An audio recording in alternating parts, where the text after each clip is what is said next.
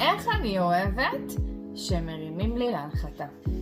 צפיתי עכשיו בסרטון של מטפלת ומאמנת שמלווה מטופלים, מקצועית. מישהי שהגיעה אליה מטופלת, שסיפרה שהיא מטופלת אצל איזה מטפל והרבה מאוד זמן, המון סשנים, והיא מרגישה תקועה ולא מתפתחת ולא מתקדמת. אז הטיפ שהיא נתנה זה טוב, אם את מרגישה שאת לא מתפתחת אז תעברי למישהו אחר. ואני אומרת, רגע, hold it. מה אם לדבר את הבעיה? הכי קל זה לעזוב את המטפל. הכי קשה זה לדבר את הבעיה, המטפל שומע. אני מרגישה שלאחרונה משהו פה לא מתקדם מבחינה התפתחותית, אני מרגישה שאני לא מתקדמת. אולי היא צריכה תזכורת במה היא התקדמה. ואולי רגע שנייה צריך לדבר את הבעיה. בסופו של דבר זו מערכת יחסים.